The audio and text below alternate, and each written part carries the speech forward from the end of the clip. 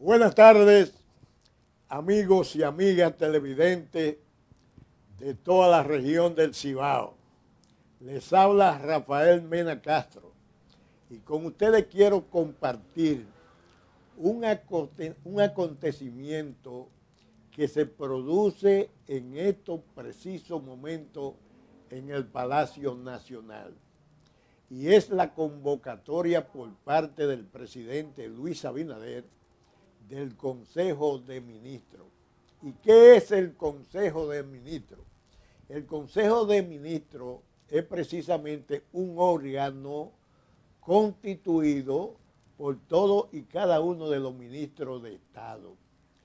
Y eso se convierte en este preciso momento como un órgano de consulta, donde realmente el presidente de la República, Luis Abinader, está sometiendo la formulación del presupuesto, o sea, del proyecto de presupuesto general del Estado, correspondiente al año 2021, en el entendido de que el presidente de la República, Luis Abinader, tiene que enviar al Congreso a más tardar el día 1 de octubre el proyecto de presupuesto general del Estado.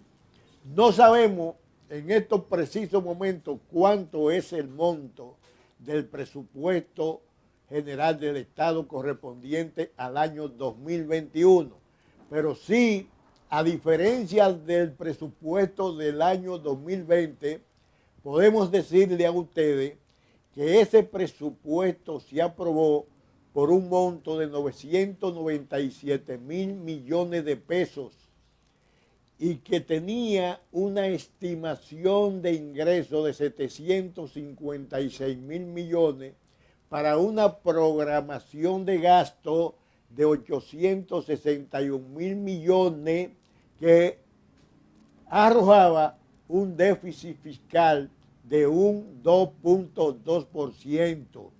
Hasta marzo de este año 2020, cuando en la República Dominicana aparece la pandemia del coronavirus, ese presupuesto hasta marzo del 2020 se ejecutaba de manera armoniosa.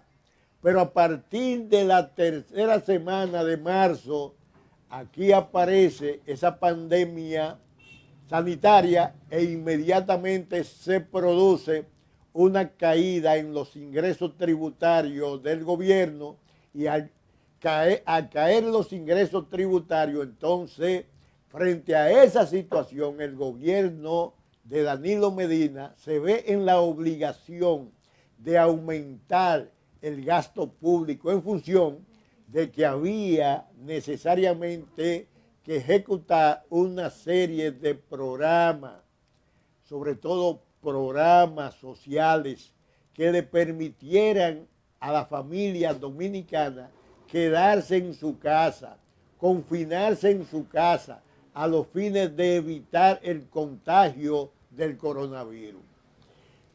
No obstante a eso, el gobierno tuvo realmente que endeudarse de julio hasta agosto.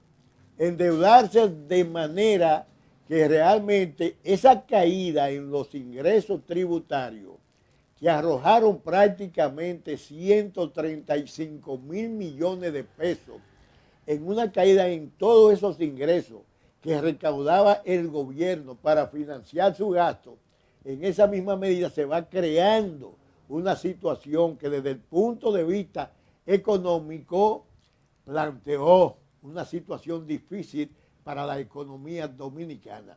Ese coronavirus, esa crisis sanitaria que se produce como consecuencia del coronavirus, esa crisis sanitaria también creó una crisis económica. Y es por eso que el gobierno de Danilo Medina se ve en la obligación de presentar ante el Congreso una modificación al presupuesto del año 2020. Y al producir esa modificación, del presupuesto del año 2020 que se estaba ejecutando, en esa misma medida está produciendo una modificación que implica un aumento de la deuda pública. Y eso pasa también con el gobierno que le tocó iniciar el presidente Luis Abinader. El presidente Luis Abinader también sometió un presupuesto complementario, modificando el presupuesto que se está ejecutando en el 2020. Y eso lo lleva realmente a endeudarse. Por un lado, con una colocación de bonos de 3.800 millones de pesos, y por el otro lado, con la aprobación por parte del Banco Interamericano de Desarrollo de una colocación de préstamo de 500 millones de dólares. Eso realmente implica un endeudamiento que los entendidos en materia económica están arrojando que al término de la ejecución presupuestaria del año 2020, el presupuesto va a arrojar un déficit fiscal de un 10%. Y la deuda pública se va a ubicar en un 60% del Producto Interno Bruto.